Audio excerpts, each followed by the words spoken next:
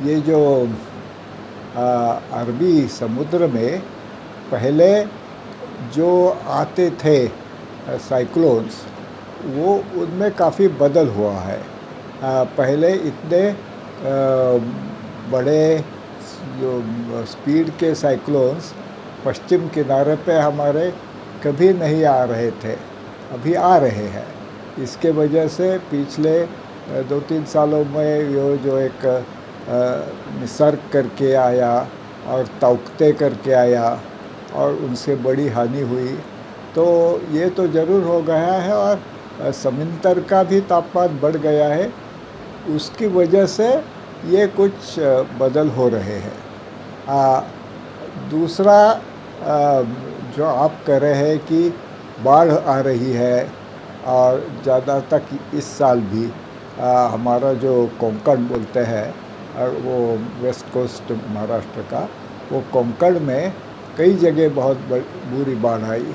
या या जो कोल्हापुर, सांगली, जो यहाँ ईस्टर्न साइड पे है, पूर्व दिशा में है, सह्याद्री के, वहाँ पे भी आई। तो इसमें काफ़ी लोगों ने, मेरे मित्र भी हैं, उन्होंने इसका ठीक से अध्ययन किया है।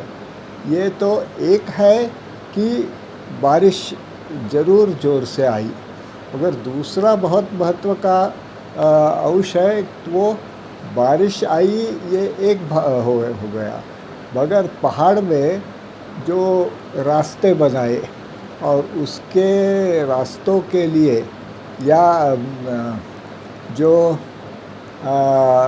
दगड़ खानी हम बोलते हैं, क्या बोलेंगे आप, पहाड़ को खोद के जो रॉक क्वारीज बोलते हैं अंग्रेज़ी में, हिंदी में क्या बोलेंगे मुझे पता नहीं, जो रॉक क्वारीज, या मराठी में हम पत्थर की खुदान करके, हाँ, खुदानें होती है ना, और उससे बहुत बुरा परिणाम हो रहा है। और उससे जो पानी के स्राव है, स्रोत है, उन पे बुरा परिणाम हुआ है। तो ये कंपाउंड इफ़ेक्ट है, एक तो क्लाइमेट का और इंटेंस रेन का, मगर उसके साथ ही human interference, especially in terms of these rock quarries, बहुत बड़े पैमाने पे, और ये बहुत इलीगल है, और इनसे बहुत पैसा करते हैं, और ये बहुत भ्रष्टाचार चलते हैं। इसलिए तो चाहिए लोगों को, माने राजकीय नेताओं को, कि हम इंफ्रास्ट्रक्चर डेवलप कर रहे हैं और उससे देश की तरक्की हो जाएगी। उससे देश की क्या तरक्की हो रही है मुझे पता नहीं है। इतने ज़ोर से, स्पीड से यहाँ से वहाँ जाने से किसको क्या मिलता है पता नहीं मुझे, मगर ये निश्चित हो रहा है कि उससे ये उसके लिए, वो कंस्ट्रक्शन के लिए कंस्ट्रक्शन मटेरियल और जो क्वारीज बन गई है, हज़ारों बन गई है वेस्टर्न घाट पे, उनसे बहुत बड़ा विध्वंस हो रहा है। तो और उनसे ये भी हो रहा है कि वो जो पत्थर की, वो मैन मेड सैंड बोलते हैं, तो वो पत्थर लेके उसको क्रश करते हैं, तो बहुत सूक्ष्म ये पार्टिकल्स बन जाती है, जैसे एरोसोल बोलते हैं अंग्रेज़ी में। वो एरोसोल पार्टिकल्स ज़्यादा हो जाएगा तो जो बारिश आती है, वो पहले धीरे से आने वाली बारिश, अभी उतनी ही बारिश हो सकती है, मगर बहुत थोड़े समय में ज़ोर से आती है, तो उसकी इंटेंसिटी बहुत बढ़ जाती है। वो भी परिणाम हो रहा है।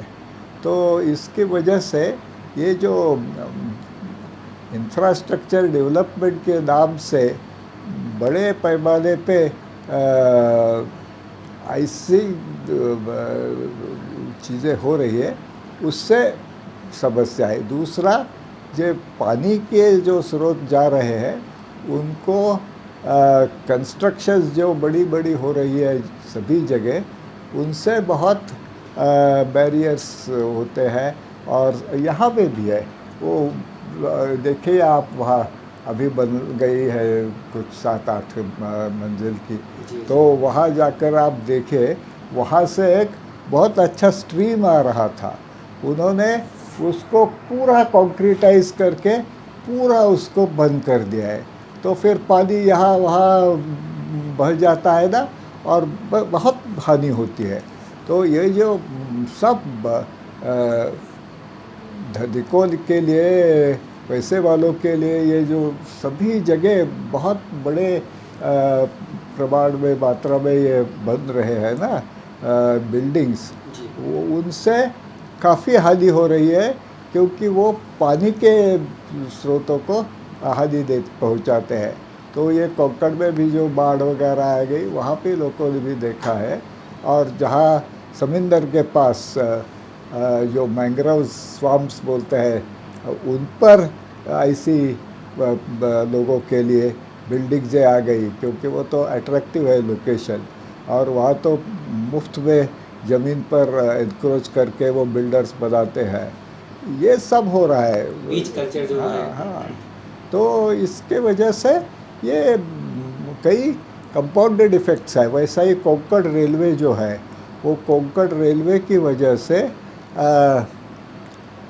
पानी जाता था जो, उसको जगह जगह बहुत बैरियर्स बन गए हैं। और एक ऐसे स्वब जैसे बनते हैं कोंकण रेलवे के, बहुत ऊंचे बना के वो जाते हैं ना कोकण रेल्वेचं, दिसा कहता ना की असे मोठे उंचवटे बांधून ती रेल्वे लाईन नेली आहे ना, तर ज्या बाजूनी पाणी येत आहे पश्चिमेकड डोंगरावरनं, ते सगळं तिथं असं अडून राहिलं आहे। आणि त्याचे दलदली बनले आहेत, त्याच्यानी हे डास बीस बहुत मच्छर होते हैं पैदा, बहुत हानि होती है, ये सब हो रहा है। तो ये कई चीज़ें हैं, और वो कंपाउंडेड है, उसके साथ क्लाइमेट चेंज भी है, और दूसरी भी चीज़ें हैं। एक तो कुछ चीज़ें हम सर देख पा रहे हैं, कुछ चीज़ें हमारे नज़र में नहीं है, लेकिन वो हम पे बहुत असर डाल रही हैं। और जैसा कि सब कहते हैं कि इन सब चीज़ों का जो भी कुछ हो रहा है, जो विकास जिसका आपने विनाशकारी जो विकास की बात करती जा रही है, उसने से सबसे अधिक एक ऐसे वर्ग पे प्रभाव डाला है जो पहले से बहुत गरीब है, चाहे वो किसान हो, चाहे वो गरीब तबका हो। एक उनकी आजीविका भी इससे जा रही। कोंकण में तो खैर आपने खुद ही देखा होगा से वो। तो ये क्या कभी सुरक्षित हो पाएगी? अगर जब क्लाइमेट जस्टिस की बात हो रही थी, क्या सर इनको भी कहीं तवज्जो मिल रही है उसमें? नहीं नहीं, ये है अभी एक बहुत आशादायक चीज़ है कि अब ये जो इंफॉर्मेशन कम्युनिकेशन टेक्नोलॉजी है, उसकी वजह से वो उनके नेटवर्क्स बन रहे हैं, वो एक के दूसरे कॉन्टैक्ट संपर्क में आ रहे हैं, उन वो इन्फॉर्मेशन एक्सचेंज हो रहा है। और अंग्रेज़ी भाषा वो तो नहीं जानते करीबन बहुत सारे लोग, मगर अभी अंग्रेज़ी भाषा न भी जानते हो, बहुत फैसिलिटीज़ है कि जैसे मोबाइल का जो स्मार्टफोन का इस्तेमाल हो रहा है, तो जी उसका स्टैटिस्टिक्स है करीबन ज़्यादा से ज़्यादा 20% अंग्रेज़ी में हो रहा है। तो बहुत सारा भारतीय भाषा में ही हो रहा है। उससे उन्होंने एक दूसरे से बातें करना, ये करना, और जो आपको पता हो ये गूगल ट्रांसलेट वगैरह जी जी जी। फैसिलिटीज़ है, उससे भी धीरे धीरे अंग्रेज़ी नहीं आने से उनको जो कठिनाइयाँ थी वो कम रही हो रही है। बैरियर टूटे हैं। और ये तो भी सही है कि हम 75 ईयर्स ऑफ इंडिपेंडेंस, और इन लोगों को हमने क्या शिक्षण की सुविधाएं दी है? कुछ नहीं।